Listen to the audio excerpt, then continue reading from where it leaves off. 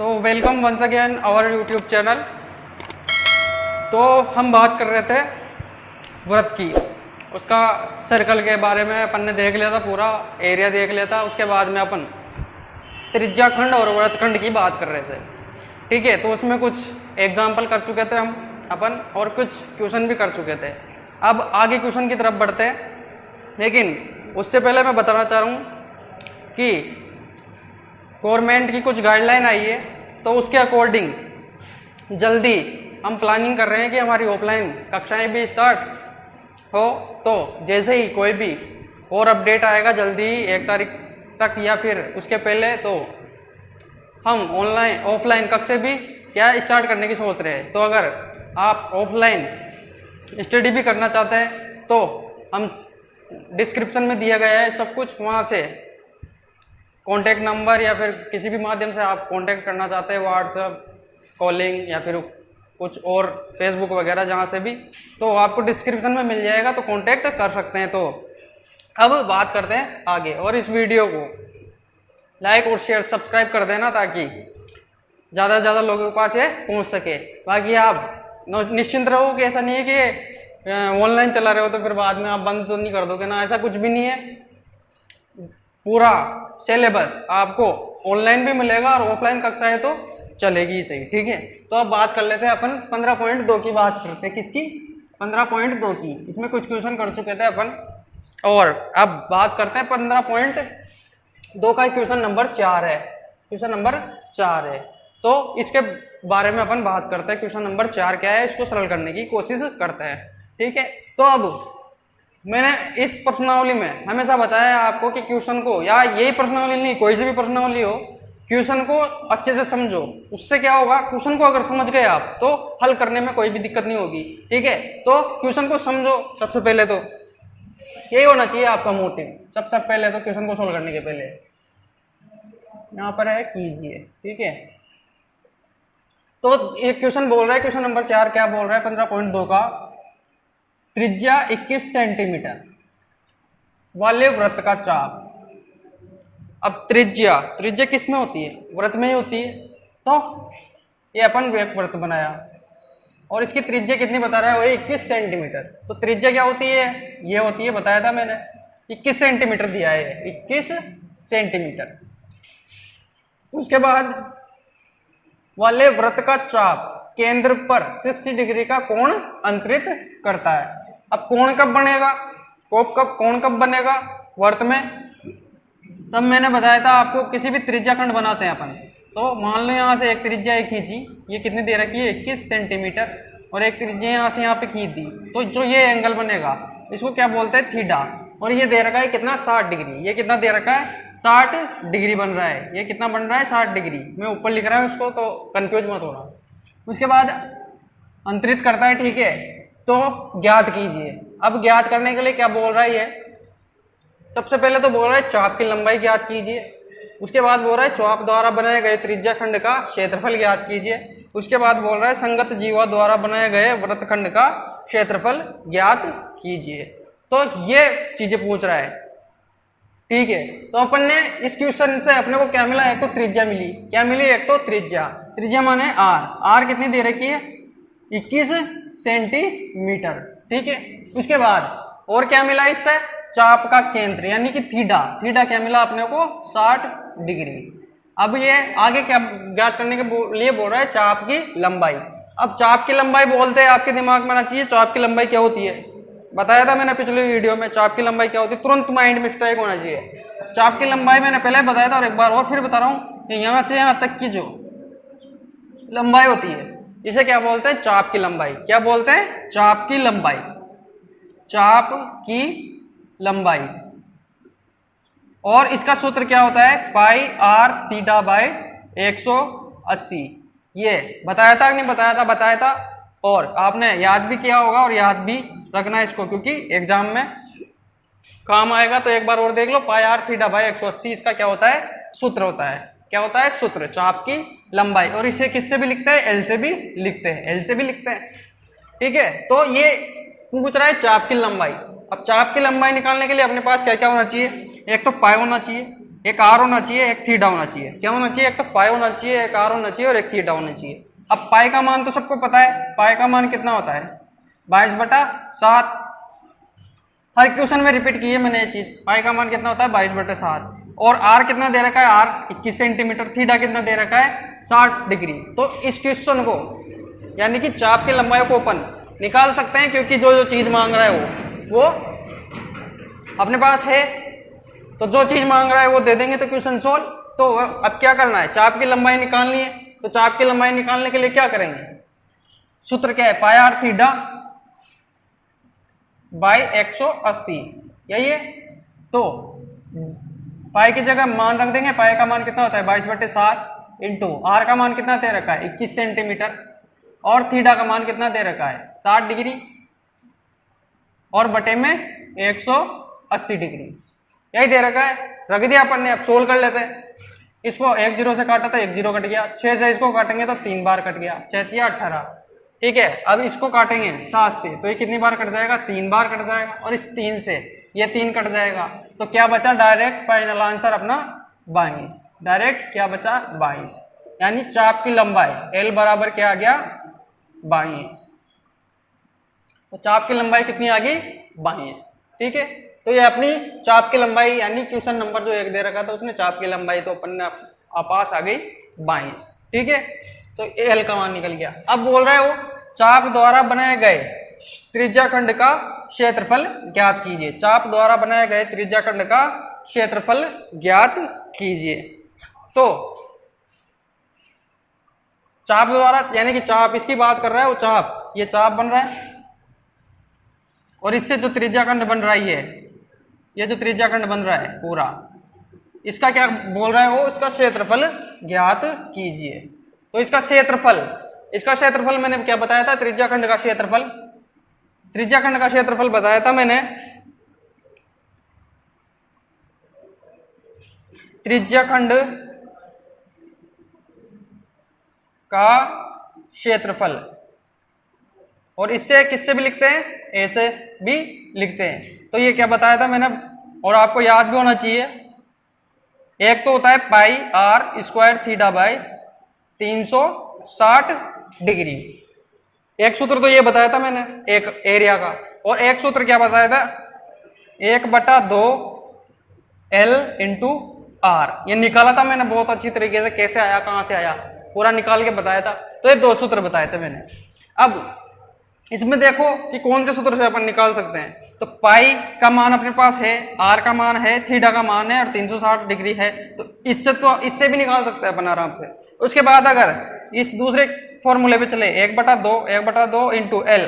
अब एल अपना यहां से निकल गया तो एल अपने पास आ गया और आर अपने पास है, यानी कि अपन दोनों सूत्रों से इसका मान निकाल सकते हैं। तो दोनों सूत्रों में से कोई सा भी सूत्र लगा दो और आपका आंसर आराम से आ जाएगा। तो सबसे पहले अपन क्या करते हैं? इस दूसरे वाले से या दोनों से निकाल के बता देता हूं मैं। सबसे पहले अपन क्या करते हैं? पहले वाले से निकाल करके देख लेते हैं इस। ठीक है। तो अब इधर निकाल के बता देता हूं मैं आपको दोनों सूत्रों से। तो अपन पहला सूत्र ले लेते हैं, पाई आर स्क्वायर थीटा बटे 360। पहले इससे निकाल के देखते हैं। तो पाई का मान कितना है? 22/7 इंटू आर कितना है? 21। और इसका क्या करना है? स्क्वायर इंटू थीटा कितना है? 60 डिग्री। थीटा कितना है? 60 डिग्री। यहाँ पे हो सकता है इधर नहीं दिख रहा हो आपको, तो इसके नीचे लिख देता हूं। पाई का मान क्या है? 22/7 इंटू आर 21 इंटू 21। आर का स्क्वायर का मतलब यही है आर, और इसका स्क्वायर का मतलब 21 इंटू 21। और थीटा का मान 60 डिग्री और बटे में क्या है? 360। अब काट लो। इस 0 से काटा तो ये 0 कट गया, 6 से काटेंगे तो 6 बार, इसको 7 से काटेंगे तो 3 बार, ये इसको 3 से काटेंगे तो 3 2 व 6। इसको अब इसको काट लेते हैं, 2 से काटेंगे तो 11 बार, 2 से काटेंगे तो 11 बार, यानी कि इसको गुणा कर दो। अब 11 को 21 से गुणा कर लो। 11 इंटू 21 आया अपने पास। तो 11 को 21 से गुणा करेंगे तो 11 एकम 11 और हासिल 1, 11 दूनी 22 और 1 23, यानी 331 क्या आ जाएगा आपका इसका आंसर। 331 आपका इसका क्या आ गया आंसर। ठीक है, तो एक मेथड तो ये हो गया। उसके बाद में दूसरा सूत्र है अपने पास 1/2 इंटू एल इंटू आर। तो यहाँ पे मान रख देता हूं मैं 1/2 इंटू, अब एल क्या आया था अपने पास 22 और इंटू आर क्या आया था, आर अपने पास है 21, आर क्या है 21। तो इसको 2 से काटेंगे तो 11 बार, और वही 11 इंटू 21 आ गया, 11 इंटू 21 आ गया, 11 इंटू 21 करेंगे तो वही क्या आ जाएगा 231। तो आप पे डिपेंड करता है कि आप कौन से वाले क्वेश्चन के साथ जाते हैं। बाकी दोनों सूत्र से आप इस क्वेश्चन को आराम से सोल्व कर सकते हैं। तो मेरा तो कहना यही है कि इस वाले सूत्र से सोल्व करोगे तो टाइम कम लगेगा। ठीक है, बाकी आपकी मर्जी, कोई से भी करो, आपने तो एग्जाम में क्वेश्चन सही जाना चाहिए और नंबर आना चाहिए। ठीक है, तो सबसे पहले क्या निकाल लिया, चाप की लंबाई निकाल ली। चाप की लंबाई क्या होती है एल। ठीक है, उसके बाद में बात कर रहा है त्रिज्याखंड का क्षेत्रफल। उसके क्या होता है, 2 सूत्र होते हैं, एक तो पाई आर स्क्वायर थीटा बटे 360 या फिर 1/2 एल इंटू आर।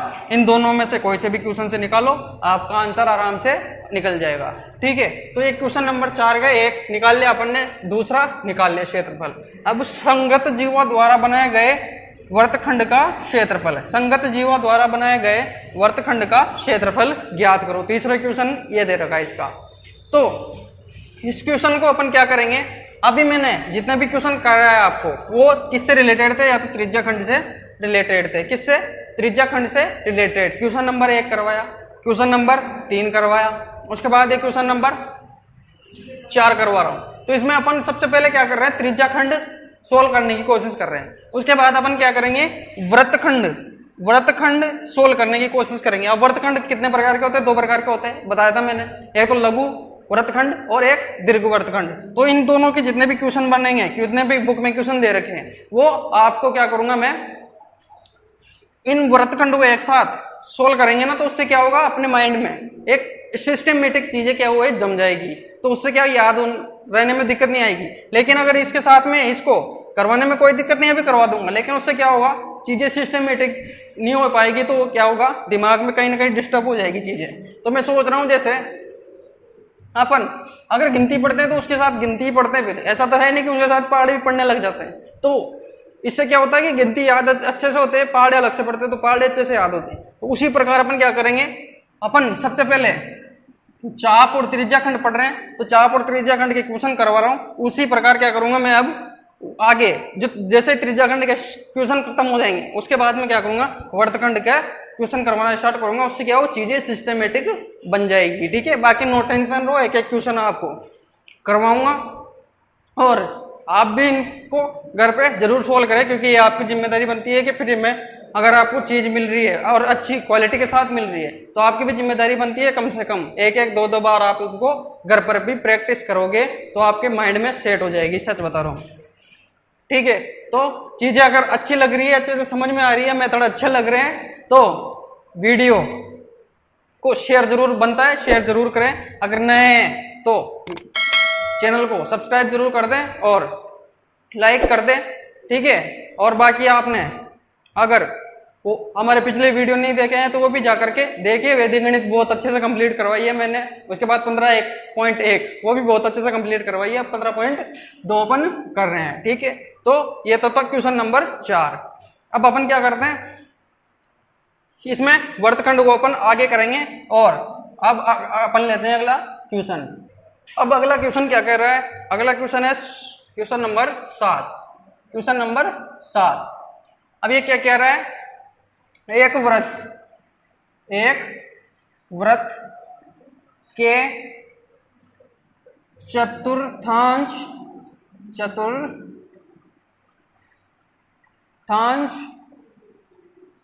का क्षेत्रफल ज्ञात कीजिए जिसकी परिधि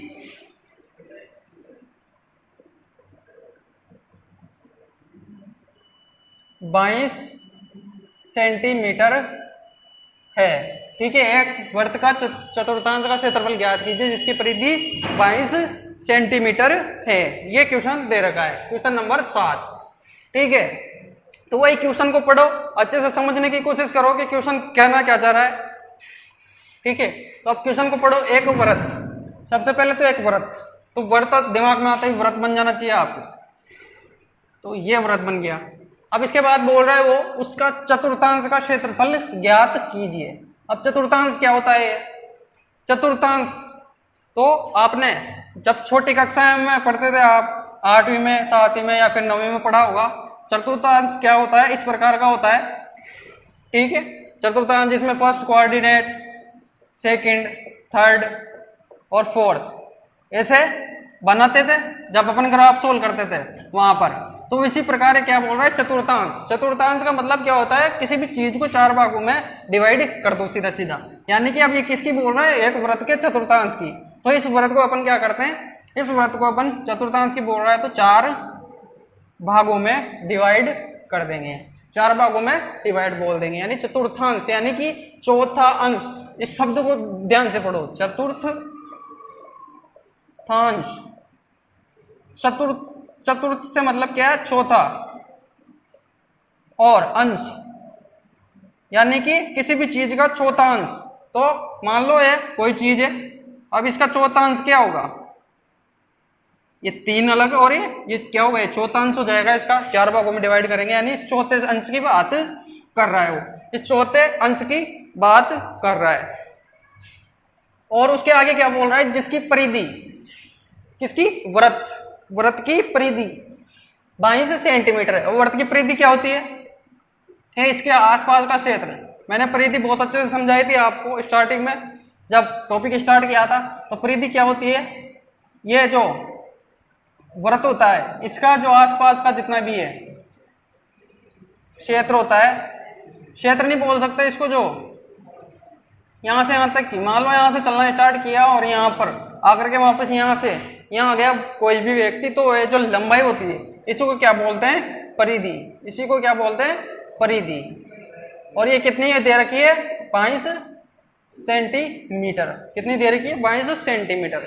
ठीक है, तो ये क्वेश्चन में दे रखा है एक व्रत के चतुर्थांश, यानी कि एक व्रत बना दिया अपन ने, इसका चतुर्थांश मतलब 4 हिस्सों में डिवाइड कर दिया, लेकिन ये केवल सिर्फ एक हिस्से की बात कर रहा है, चतुर्थांश की बात कर रहा है। ठीक है, तो ये एक हिस्सा अपन ने यहां से यहां तक ले लिया। ठीक है, और जिसकी परिधि क्या है? 22 सेंटीमीटर है। जिसकी परिधि क्या है? 22 सेंटीमीटर है। तो ये तो क्वेश्चन कह रहा है, और क्या कह रहा है? क्षेत्रफल ज्ञात कीजिए, क्षेत्रफल ज्ञात कीजिए। अब चतुर्थांश अपन ने बना लिया, लेकिन आप बोलोगे स्टार्टिंग में जब आपने स्टार्टिंग करवाया था तब चतुर्थांश के बारे में तो आपने कुछ नहीं बताया था सर। ठीक है, तो चतुर्थांश का मतलब मैंने अभी बता दिया, 4 भागों में डिवाइड कर लिया अपन ने। अब ये क्या बन गया? ये त्रिज्या खंड बन गया। एक त्रिज्या खंड ये बन रहा है, एक त्रिज्या खंड बन रहा है, एक त्रिज्या खंड ये बन रहा है। और वो केवल एक त्रिज्या खंड को, यानी एक चतुर्थांश, यानी एक हिस्से के बाद एक हिस्से का क्या बोल रहा है? क्षेत्रफल ज्ञात करने के लिए बोल रहा है, यानी कि इनडायरेक्टली, डायरेक्ट नहीं बोल रहा। ये ध्यान देखना है यहाँ पर, डायरेक्ट नहीं बोल रहा, इनडायरेक्ट घुमा करके बोल रहा है कि आप त्रिज्या खंड का क्षेत्रफल ज्ञात कीजिए।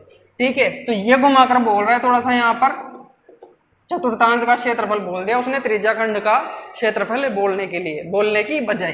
तो ये बन गया त्रिज्या खंड। अब त्रिज्या खंड बन गया, तो त्रिज्या खंड बनते ही इसमें क्या क्या चीजें होनी चाहिए? एक तो त्रिज्या होनी चाहिए, एक तो त्रिज्या होनी चाहिए यहाँ से यहाँ तक, वही जे नहीं होनी चाहिए, तभी तो त्रिज्या खंड बनेगा। उसके बाद एक क्या होना चाहिए? यहाँ पर थीटा होना चाहिए, होना चाहिए नहीं होना चाहिए? कोई कोण तो बनेगा। मान लो यहाँ से यहाँ ये इधर आ रही है लाइन, तो यहाँ पर कोई कोण तो बनेगा। तो एक तो आर होना चाहिए अपने पास और एक थीटा होना चाहिए। ठीक है, तो इनको कैसे निकालेंगे? और क्षेत्रफल क्या होता है इसका? क्षेत्रफल निकालने के लिए बोल रहा है। तो त्रिज्या खंड का क्षेत्रफल क्या होता है? त्रिज्या खंड के क्षेत्रफल को अपन ऐसे भी लिख सकते हैं, बोला था मैंने, बताया था। तो क्या होता है? पाई आर स्क्वायर थीटा बटे 360। ठीक है, यही था। और इसके अलावा क्या होता है? 1/2 L इंटू आर। तो चाप, अगर यहां से यहां तक अपने को चाप दे रखा हो तो 1/2 L इंटू आर भी लगा सकते हैं, लेकिन अपने को यहाँ चाप नहीं दे रखा, तो इसी सूत्र से अपने को सोल्व करना पड़ेगा। तो क्या करेंगे? सबसे पहले तो अपन आर निकालते हैं, और थीटा निकालते हैं, आर निकालते हैं और थीटा निकालते हैं। तो थीटा निकालते हैं सबसे पहले। तो थीटा निकालने के लिए मैंने बताया था स्टार्टिंग में आपको कि ये जो वृत्त होता है वो कितने डिग्री का होता है, 360 डिग्री का होता है। पूरा कितना होता है ये, 360 डिग्री का। अब इसको अपन ने क्या किया, 4 भागों में डिवाइड कर दिया, और ये पूरा कितना है, 360 डिग्री का, 360 डिग्री का। ठीक है, तो यहां से ध्यान से देखो, ये और ये और ये क्या बन रहा है, या फिर ऐसे नहीं तो ये पूरा क्या है, एक सीधी लाइन। ये क्या है, एक सीधी लाइन, एक सीधी लाइन है। और इस पे मैं बीचों बीच एक लाइन और खींच दूं तो ये जो कोण बनेगा ये कितना बनेगा, 90 डिग्री। तो इधर जो कोण बनेगा ये भी 90 डिग्री बनेगा। क्यों, क्योंकि ये पूरा क्या है, 180 डिग्री है। तो ये क्या बन गया, एक तरफ कोण 90 डिग्री। तो इसको ये मिला दिया, इसको ये मिला दिया अगर चाप द्वारा, तो ये क्या बन गया, त्रिज्या खंड बन रहा है। वैसी कंडीशन यहाँ पर हो रही है, ये यहाँ से यहाँ मिल रहा है, ये एक पूरी सरल रेखा है, इस पर मैंने क्या एक लंब डाल दिया, तो ये कितने डिग्री का बन जाएगा, 90 डिग्री का। यानी प्रत्येक कोण कितने डिग्री का बन जाएगा, 90 डिग्री का। तो अपने को पूरे कोण से नहीं, अपने को इस त्रिज्या खंड का, एक त्रिज्या खंड का क्षेत्रफल ज्ञात करना है। तो थीटा कितना आ जाएगा, थीटा कितना आ जाएगा, 90 डिग्री। तो थीटा कितना निकल गया यहाँ पर, 90 डिग्री। इस थीटा को यहाँ पर लिख लेते हैं, 90 डिग्री निकल गया अपना। ठीक है, अब निकालते हैं आर। थीटा निकल गया, अब निकालते हैं आर। तो आर कैसे निकालेंगे, आर निकालने के लिए अपने को काम आएगी परिधि। तो परिधि क्या होती है, परिधि का सूत्र क्या होता है, परिधि पढ़ते हैं आपके दिमाग में आ जाना चाहिए। तो परिधि बराबर क्या होता है, इसका सूत्र 2 पाई आर, और ये कितने दे रखी है, 22 सेंटीमीटर। तो यहां से 2 पाई आर दे रखा है बराबर 22। तो यहां से आर निकाल सकते हैं कि नहीं निकाल सकते, आराम से निकाल सकते हैं। तो यहां से आर निकालने के लिए क्या करेंगे, इस आर को या फिर इसका मान यहाँ पे रख दो, 2 का मतलब 2, पाई का मान 22/7, और अपने को आर निकालना है, ऐसा कैसे रहना, 2 बराबर में 22।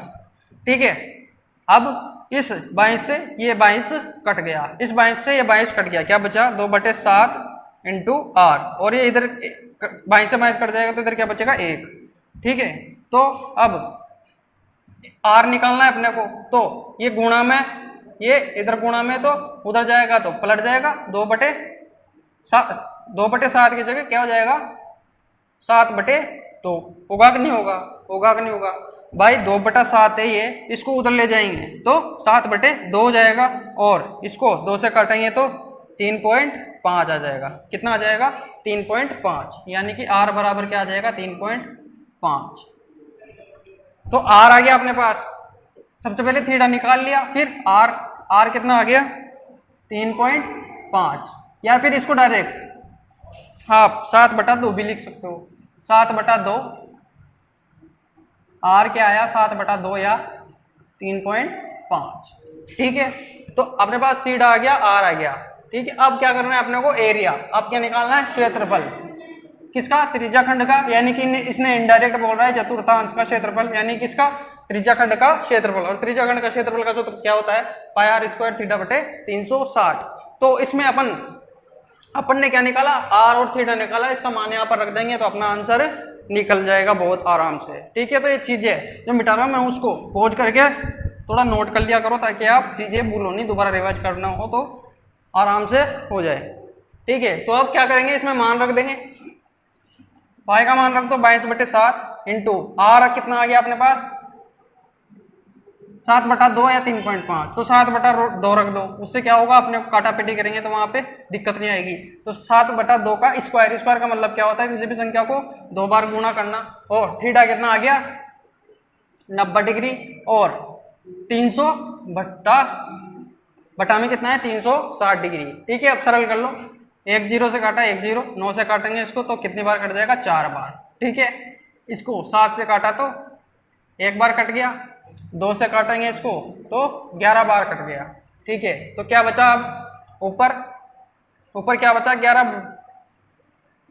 11 इंटू 7/2, और बटे में क्या बचा, 4, बटे में क्या बचा, 4। ठीक है, और ये एरिया मतलब क्षेत्रफल। तो अब 11 इंटू 7 करेंगे तो 11 × 7 = 77/2, 11 77 बटे 2 और बटा में 4। अब इस बटे में 4 है तो इसके नीचे 1 लगा देंगे तो कोई फर्क पड़ेगा क्या? नहीं पड़ेगा। अब इसको सोल्व करने के लिए ऐसी कंडीशन आ जाती है, तब सोल्व करने के लिए क्या करते हैं, ये ऊपर 77 बटा 2 है और ये 4 बटा 1 है, तो इसको उधर ले जाएंगे तो ये बटे भाग में है तो गुणा में हो जाएगा, यानी कि 4 बटा 1 है तो 1 बटा 4 हो जाएगा। ठीक है, तो क्या आ जाएगा 77 बटे 4 दूआ 8, 77 बटे 8। अब इसको सोल्व कर लो, 8 से कटोगे तो 9 72, कितना बचा 5, कितना बचा 5, पॉइंट लगाओगे तो यहाँ 50 हो जाएगा। 8 से काटोगे तो 8 छंग 48, 8 छंग 48, बचा कितना 2, फिर 8 से काटोगे 8 दू यहाँ 20 हो जाएगा, 8 दूनी 16, 8 दूनी क्या हो जाएगा 16, फिर यानी कि लगभग 9.62, या फिर और आगे काटोगे तो 8 दूनी 16 और बचा कितना 4, 8 चौको 32, 8 चौको 32, यानी कि लगभग 9.624, 9.624 किसका माना जाएगा आपके पास एरिया, एरिया माने क्षेत्रफल, और ये हमेशा किस में होता है, सेंटीमीटर स्क्वायर में होता है। ठीक है, तो ये आपका 9.624 आंसर आ जाएगा बहुत आसान तरीके से। ठीक है, बस इसमें इस क्वेश्चन में क्या चीज समझने की जरूरत है, ये जो चतुर्थांश बोल रखा है इसी को घुमा करके क्या बोल रहा है, वो त्रिज्याखंड को ही घुमा करके चतुर्थांश बोल रहा है। तो ये चीज अगर आपने पकड़ ली तो क्वेश्चन आराम से सरल हो जाएगा, और चीज पकड़ में नहीं आई तो फिर क्वेश्चन को सोल्व नहीं कर पाओगे। ठीक है, तो ये 2 क्वेश्चन इस वीडियो में बहुत सफिशिएंट समझता हूँ मैं। इन क्वेश्चन को एक बार खुद आप अपनी नोटबुक में एक बार समझा दिया मैंने, अब खुद सोल्व करके देखना आपसे क्वेश्चन सोल्व हो पाता है कि नहीं हो पाता। सोल्व हो पा रहा है तो बहुत अच्छी बात है, आपको चीज़ें समझ में आ रही है, और नहीं सोल्व हुआ या फिर कोई चीज़ समझ में नहीं आ रही है तो अपने हर वीडियो में बोलता हूँ व्हाट्सएप ग्रुप बना रखा है, वहाँ पर जाकर के आप लिंक डिस्क्रिप्शन में है, ज्वाइन कर लो, और कोई भी डाउट हो तो जरूर पूछ लो। ठीक है, बाकी अब आगे ये किससे, चतुर्थांश यानी त्रिज्याखंड, किससे, त्रिज्याखंड से रिलेटेड ये जो क्वेश्चन थे लगभग वो कंप्लीट हो गए। अब अपन बात करेंगे वृत्तखंड अगले वीडियोस में, वृत्तखंड और दीर्घवृत्तखंड, दीर्घवृत्तखंड से रिलेटेड जितने भी क्वेश्चन है उनको अपन सोल्व करेंगे, उसके बाद में अगला टॉपिक अपन स्टार्ट करेंगे। ठीक है, तो ये चीज़ें अगर आपको समझ में आ रही है तो वीडियो को एक बार शेयर जरूर कर दीजिए और लाइक जरूर कर दीजिए, और चैनल पर पहली बार आए हो तो सब्सक्राइब जरूर कर लीजिए। और ऑफलाइन कोचिंग भी स्टार्ट करने वाले हैं तो उसके बारे में भी आप सोच लेना, समझ लेना। बाकी आज के लिए बहुत बहुत धन्यवाद।